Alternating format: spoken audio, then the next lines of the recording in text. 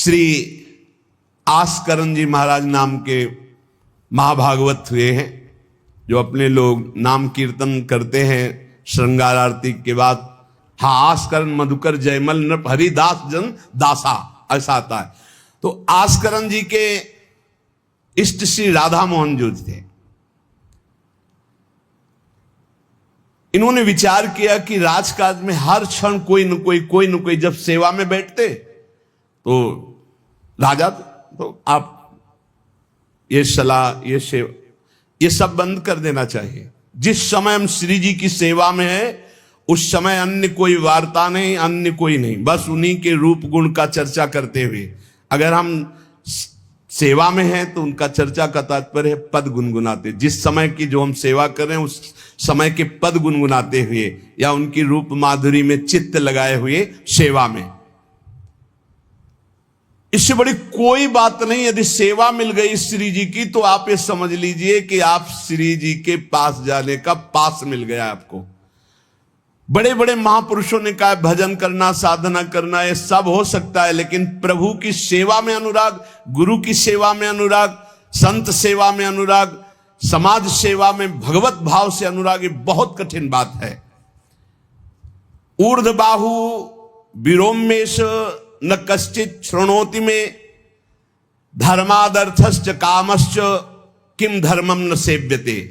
भगवान श्री कृष्ण द्वैपायन व्यास देव जी कहते, मैं दोनों हाथ उठाकर कहता हूं, मेरी बात सुन लो, मान लो।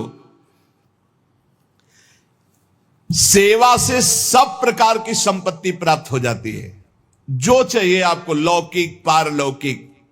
हाथ उठा के कहता हूं, मेरी बात मान लो। भगवान व्यास देव जी कहते हैं जो सेवा धर्म है, भगवत सेवा, समाज सेवा भगवत भाव से की हुई सेवा, शब्द निष्काम होता है, जहां कोई कामना नहीं की जाती, और प्रीत्यर्थ, जिसकी सेवा करें उसको सुख पहुंचाने का भाव, तभी सेवा शब्द सार्थक होता है। कोई भी ऐसी कामना नहीं जो सेवा से पूर्ण ना हो जाए। जो सेवा धर्म का आचरण करता है उसके संपूर्ण जीवन में आनंद ही आनंद, सुख ही सुख रहता है। और लोग कहते हैं धर्मात्मा को दुख मिलता है। तुम क्या जानो, तुम बाहरी बात देखकर कहते हो दुख मिलता है। हृदय आनंद में वो डूबता है जो किसी भी वैभव में, किसी भी सुख में, किसी भी अनुकूलता में नहीं होता। अभी आपने सेवा धर्म को स्वीकार नहीं किया। सच्ची कहते हैं, सेवा में जब ये शरीर जाता था तब भी किडनी फेल थी, 20 वर्ष से फेल है। कभी गुरु कृपा से एक दिन का भी चूक नहीं हुई, और कभी जानने नहीं दिया कि शरीर में कष्ट है।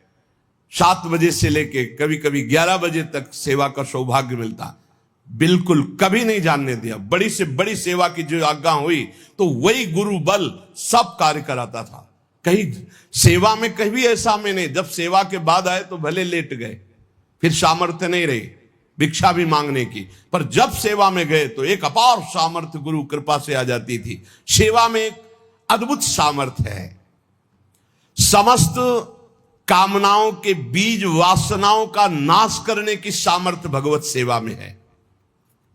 श्री आस्करण जी ने अपनी सेवा को सुरक्षित रखने के लिए, ये नरवरगढ़ के राजा है। राजा को बहुत से कार्य होते हैं, पता नहीं किस समय कौन सी राजकीय व्यवस्था के लिए आवश्यकता पड़ जाए, तो ठाकुर सेवा में एकाग्रता की बहुत आवश्यकता होती है। पत्रावली तो सिर्फ पत्रावली पे ध्यान है, इधर उधर नहीं तो पत्रावली बिगड़ जाएगी, वो पत्रावली मानी नहीं जाएगी आपकी। भोग लगा रहे हैं तो सिर्फ एक एक कवल पे ध्यान है आपका। बैठे हैं, प्यारे जू कैसे पा रहे हैं, हित सजनी जू कैसे पवा रहे हैं, प्यारे जू कौन सी पदार्थ की तरफ देख रहे हैं, लाडली जू कौन से पदार्थ की तरफ देख, पूरी भावना में उससे डूब। श्रृंगार तो श्रृंगार कर रहे हैं, स्नान तो स्नान, मतलब सेवा में पूरी तन्मयता आवश्यकता है। अगर तन्मयता नहीं तो फिर बिगड़ जाएगा। तो नरवरपुर ताको राजा नरवर जानो, मोहन जू धरिए सेवा नी के करी है। घड़ी 10 मंदिर में रहे चौकी द्वार, पावत न जान को ऐसी मति हरी है, पर्यो को काम आए अब ही लिवाए ल्याओ, काहे पृथ्वीपति लोग कान में न धरी है, आई फौज भारी सुध दीजिए हमारी, सुनी बहु बात टारी परी बात कर भरी है। मनुष्यों में श्रेष्ठ आस्करण जी ये नरवरगढ़ के राजा थे। इनके ठाकुर का नाम राधा मोहन जो था। ये प्रेम पूर्वक उनकी सेवा में कोई विघ्न न हो इसलिए 10 घड़ी तक का कठोर आदेश दे दिया था। 24 मिनट की एक घड़ी होती है, तो 10 घड़ी कितने हुए? 4 घंटे। 4 घंटे तक कोई भी अगर सूचना देने आया तो दंड प्राप्त करेगा, वो दंड उसको मिलेगा। 4 घंटे तक सूचना भी नहीं देनी है।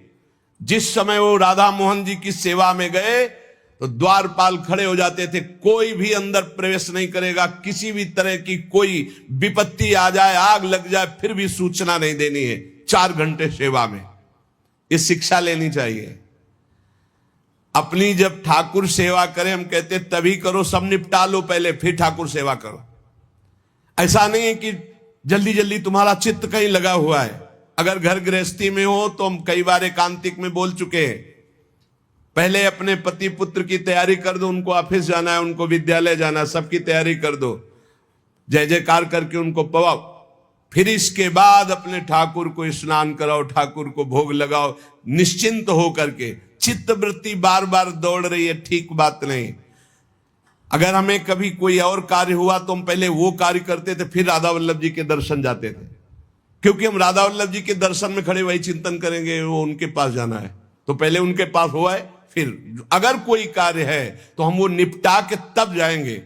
ऐसी सेवा में अन्य कोई वार्ता नहीं, अन्य कोई चिंतन नहीं, अन्य कोई हमारी क्रिया नहीं, केवल सेवा में तत्पर। इसलिए उन्होंने कठोर नियम लगा रखा था, 4 घंटे तक कोई सूचना भी नहीं देगा। और आप मंदिर में राधा मोहन जी को 4 घंटे स्नान कराना, श्रृंगार कराना, आरती करना, फिर आरती करके भोग आदि सब करके फिर दंडवत करना। दंडवत के बाद जब प्रसाद चरणामृत लेकर उठते तब कोई बात हो तो बता सकते हैं। वो भी बात जब श्री जी की चिक डालकर बाहर निकले, उस समय द्वार पर चौकीदार बहुत सावधानी से कोई भीतर न जाने पावे। देखो, महापुरुषों से हमको शिक्षा मिलती कि हम कैसे ठाकुर सेवा करें। ठाकुर जुगल किशोर हमारे, इनकी सेवा हम कैसे करते हैं। आप 4 घंटे एकाग्रचित होकर केवल सेवा में ही डूबे, बड़ा सुख मिलता है। जब अपने श्री जी सौभाग्य दिए थे सेवा करने का, तो जैसा श्रृंगार करने के बाद जब दर्पण दिखाते थे तो रोना आता था। अपने प्रभु को श्रृंगारित देखकर जो हृदय में सुख मिलता है, रोम रोम आनंदित हो जाते थे। कभी कभी 2-2 बजे दोपहर तक बैठे फिर भिक्षा मांगने जाते थे। श्रृंगार करने के बाद पद सुनाओ उनको, फिर उनकी रूप माधुरी देखो। भक्तों के नेत्र अलग होते हैं तो प्रभु उनका रसास्वादन भी अलग ही करवाते हैं। एक बार क्या हुआ, आवश्यक कार्य से नरवरगढ़ में दिल्ली के बादशाह का आगमन हो गया। बादशाह जो सैकड़ों राजाओं के ऊपर होता था, और ये नरवरगढ़ के राजा थे। उसने आज्ञा करी, जाओ आस्करण जी को हमारे सामने जल्दी लिवा करके लाओ। और आस्करण जी का नियम था, राधा मोहन जी के मंदिर में गए तो सख्त आदेश, कोई सूचना नहीं पहुंचाएगा। सब आस्करण जी के जो रक्षक थे उन्होंने मना कर दिया, नहीं महाराज, ये आपकी सूचना भी नहीं पहुंच सकती, 4 घंटे आ ही नहीं सकते आस्करण जी। उसको बहुत क्रोध आया, बादशाह हो, मैं आदेश कर रहा हूं, एक छोटे राजा के सेवक हमें जवाब दे रहे। बादशाह ने आज्ञा का उल्लंघन, इससे बड़ा क्रोध हुआ और उसने बड़ी सेना बुलवा ली। और सेनापति को आदेश किया कि जाओ बोल दो, नगर का नाश करवाना चाहते हो या हमारी आज्ञा का पालन करना चाहते हो? तुरंत आस्करण को भेजो, अन्यथा पूरी सेना बलात् नगर को नष्ट कर देगी और जबरदस्ती आस्करण को बंदी बना लिया जाएगा। बादशाह का आदेश। देखो परीक्षा होती है। जब यह आदेश हुआ, सेनापति आया, निज दूतों से जो अंगरक्षक द्वारपाल उनसे कहा, सबने कोई उत्तर नहीं दिया। 4 घंटे तक हम अपने राजा को सूचना भी नहीं दे सकते, जो तुम्हें करना हो करो। यह बड़ी बात है। बादशाह का हुक्म, बादशाह के सेनापति का हुक्म, सेवा में विघ्न ना पड़ जाए इसलिए कठोर नियम लिया था। पर सबके हृदय में घबराहट थी कि अब क्या होगा जब बादशाह नाराज हो गया, सेना आ गई, सेनापति आ गए, अब क्या होगा? सेनापति ने बादशाह से कहा कि अब क्या हुक्म है? वहां से मना हो गया है। आपकी आज्ञा का उल्लंघन, हमारी आज्ञा का उल्लंघन, हमारा भय दिखाना सब व्यर्थ चला गया। कही कह पठाई कहो कीजिए लड़ाई, सुनी रुचि उपजाई चली पृथ्वी पति आयो है। पर्यो सोच भारी तब बातों विचारी कही, आप एक जाओ गयो अचरज पायो है। सेवा करी सिद्धि साष्टांग होई के भूमि परे, देखी बड़ी बेर पाओ खड्ग लगायो है। कटी गई एड़ी ये पैटेढ़ी हूं न भौ करी, करी नित नेम रीति धीरज दिखायो है। बादशाह ये बड़ा आश्चर्य हुआ कि ये आस्करण जी के पास सूचना ही नहीं पहुंचाई जा रही और हमारे भय का इसके ऊपर कोई असर नहीं। पर आस्करण जी बहुत साधु प्रकृति के हैं, बड़े प्रियजन हैं, आक्रमण करना तो उचित नहीं, मैं स्वयं जाकर के देखूं क्या बात है। राजा थोड़ा भाव से युक्त हुआ, नहीं तो रजोगुण में फिर ऐसा भाव कहां होता है। पर आस्करण जी की भक्ति का प्रभाव कि उसके ये देखूं चल के आखिरकार है क्या। बादशाह स्वयं आया। राज कर्मचारी अब विचार में पड़ गए कि बादशाह को कैसे रोका जा सकता है। सब जितने उनके अंगरक्षक सबको रोक दिया। ये बड़ी बात है। यह है भगवान की आराधना का बल। नहीं, बादशाह को कौन रोक सकता है? एक छोटे राजा ये है, उनके सैनिकों ने, द्वारपालों ने रोक दिया और बादशाह से कहा राज आज्ञा का उल्लंघन हम नहीं कर सकते, ना हम सूचना दे सकते हैं और ना किसी और को अंदर जाने दे सकते हैं।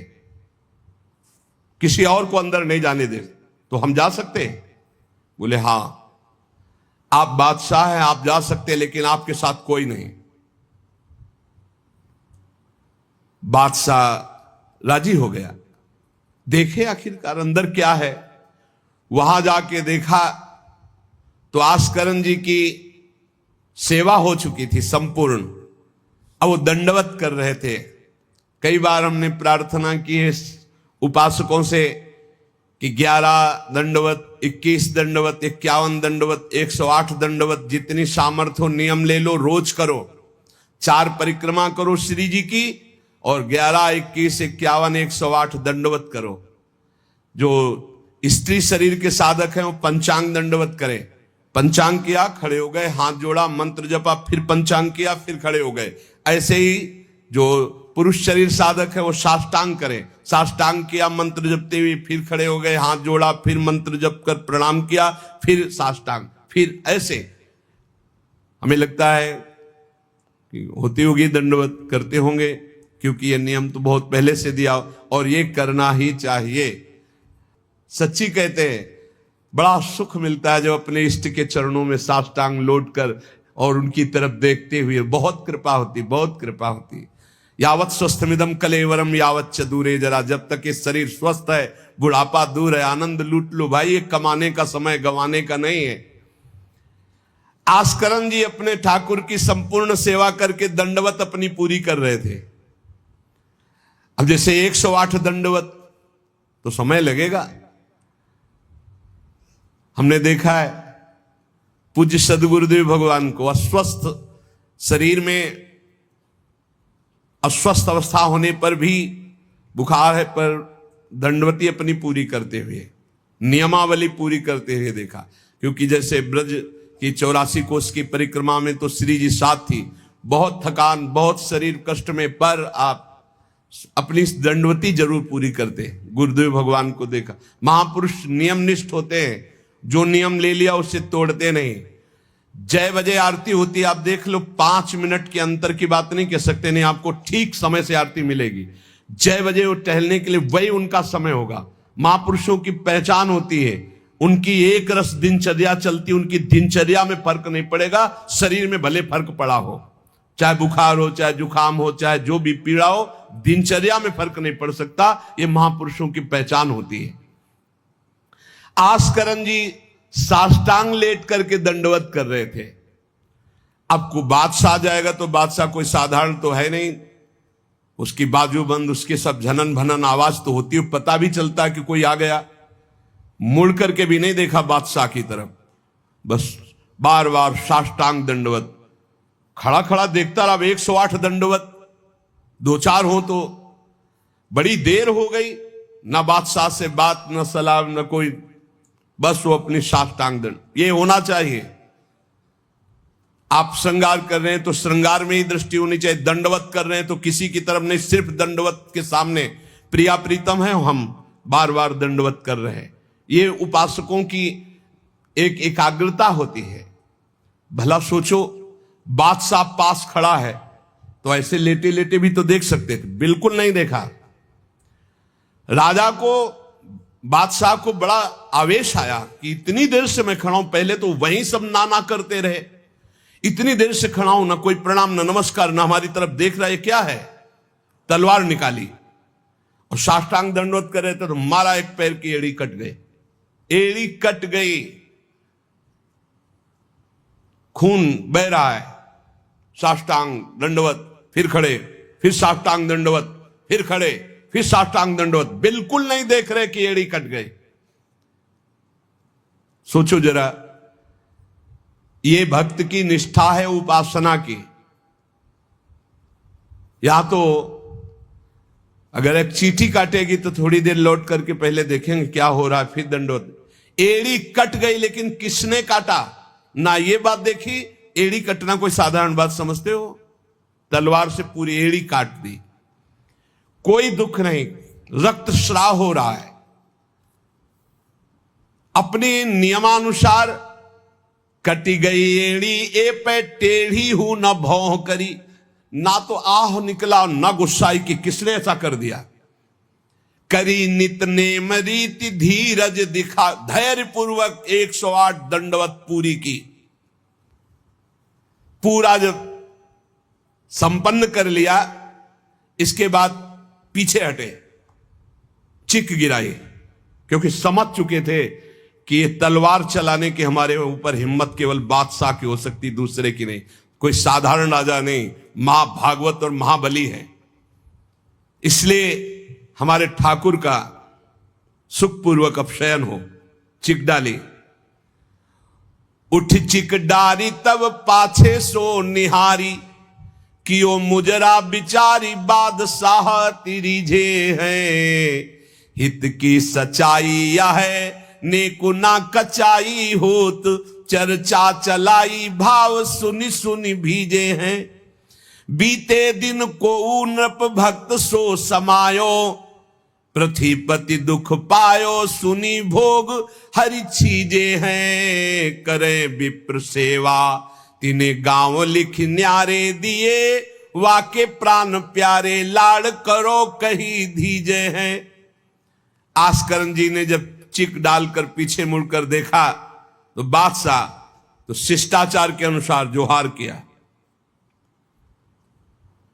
राजा की भगवत सेवा, नियम निष्ठा, ये देखकर बादशाह बहुत प्रसन्न हुआ और कहा, मैंने आज देखा ईश्वर के प्रेम की सच्चाई को।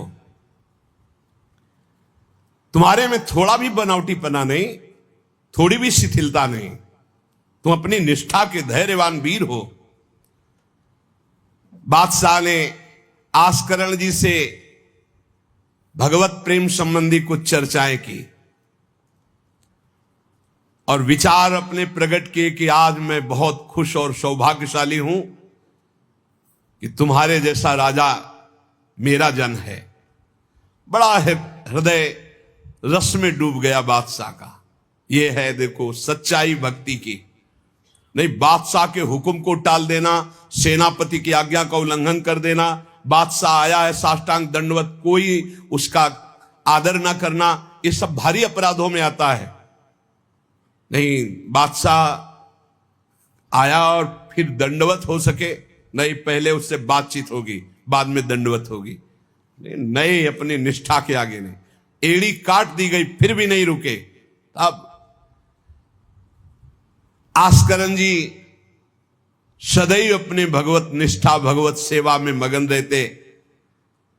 राजा बहुत प्रसन्न होकर के कहा कि अब जिस कार्य के लिए हम आए थे अब उस कार्य की जरूरत नहीं है, और अपनी जेब से अपनी रुमाल निकालकर अपने हाथों से उनके चरणों की एड़ी में बांधा और कहा, तुरंत चलिए राजवैद्य के द्वारा इसे, और आज से हमारी तरफ से आपके ठाकुर की सेवा सुख संविधान चलेंगे। हम विशेष विशेष प्रकार की आपकी ठाकुर सेवा में सहयोग के। आस्करण जी ने कहा, भगवत कृपा है, सब भगवत कृपा है, सेवा यथार्थ रूप से चल रही है। नियम की सच्चाई और हृदय में कोई छल कपट नहीं, रोष नहीं, ये भगवान के भक्त में विशेष लक्षण होते हैं। भगवान के भक्त में छल कपट नहीं और अपराध करने वाले पर भी रोष नहीं। उमा संत कई यही बड़ाई, मंद करत जो करे भलाई। अगर सच्ची आराधना सच्चा प्रेम तो सबको बदलना पड़ेगा। बादशाह का भाव बदल गया, जो आवेश में था क्रोध में था। सच्चाई से अगर थोड़ी भी ठाकुर सेवा की जाए तो माया पर विजय प्राप्त की जा सकती है। साधो भाई भजन किया सोई जीता, जो सच्चाई से भजन किया, सच्चाई से सेवा की, वही इस माया पर विजय प्राप्त किया। एक बार राजा आस्करण जी के शरीर में बहुत जोर का बुखार आ गया। ऐसा बुखार कि न उठने की हिम्मत, न शरीर की शुद्धि, और नियम की निष्ठा थी ही। अब भारी कष्ट, एक तो शरीर उठने लायक नहीं, भारी बुखार, और दूसरा सेवा। अब वो इस बात के चिंतित थे कि सेवा कैसे होगी।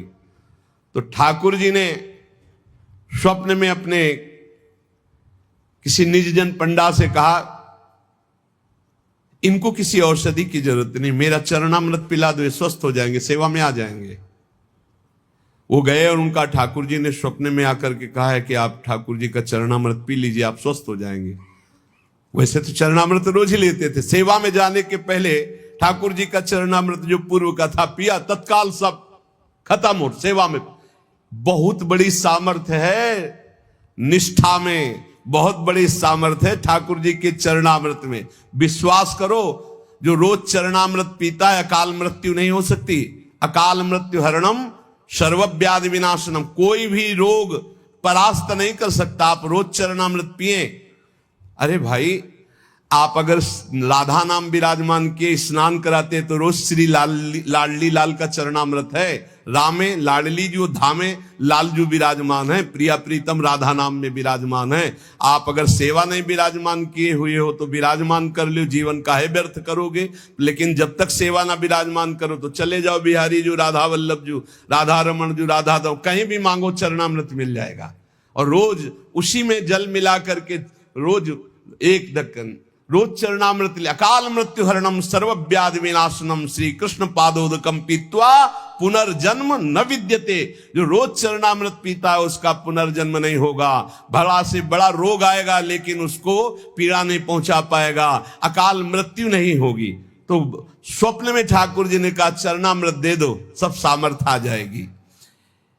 एक बार राजा ने द्वेषवश सेना लेकर, किसी दूसरे राजा ने आपके ऊपर चढ़ाई कर दी, तो आपने व्यर्थ की खून खराबी ना हो, ललकार सुनकर भी आप सेना सहित संग्राम भूमि में ये विचार किया कि युद्ध करने से बहुत लोगों का नाश होता है, इसलिए अपने सब महारथियों को बुलाया और कहा नाम कीर्तन करो। जहां युद्ध के लिए ललकार हो रही वहां नाम कीर्तन शुरू कर दिया। नाम कीर्तन इतनी जोर का कि आनंद में सब झूम रहे, और उधर एक बादल की ऐसी टुकड़ी आई कि इतने ओले बरसे कि जो विपक्षी सेना थी, मैं राजा और विपक्षी सेना सब भाग गए और ये अपनी तरफ कीर्तन ही करते रहे, लड़ना ही नहीं पड़ा। भाव ये है कि जो भगवान में चित्त जोड़ता है, भगवान नाम कीर्तन करता है, भगवत सेवा परायण रहता है, सारे विघ्नों का निवारण स्वयं भगवान करते हैं। राधे राधे दोस्तों, हमारे चैनल में आप लोगों का बहुत बहुत स्वागत है। अपना प्यार और समर्थन ऐसे ही बनाए रहिए और हमारे चैनल से ऐसे ही जुड़े रहिए, ताकि हम प्रेमानंद जी महाराज के वीडियो को आप लोगों तक जल्द से जल्द पहुंचाएं और जिसे सुनकर आप लोग आनंदित हों। जीवन में कहने को तो सब कोई अपना है, लेकिन जब समय आता है तो हर कोई पीछे हट जाता है, और उस समय हमारा सहारा भगवान ही बनते हैं। हम सब कुछ भगवान पे छोड़ देते हैं, इसलिए भगवान को कभी भूलना नहीं चाहिए। निरंतर उनका नाम स्मरण करते रहना चाहिए और जीवन में भक्ति भजन करते रहना चाहिए। चाहे दुख हो या सुख, हमें भगवान का नाम लेते रहना चाहिए। राधे राधे।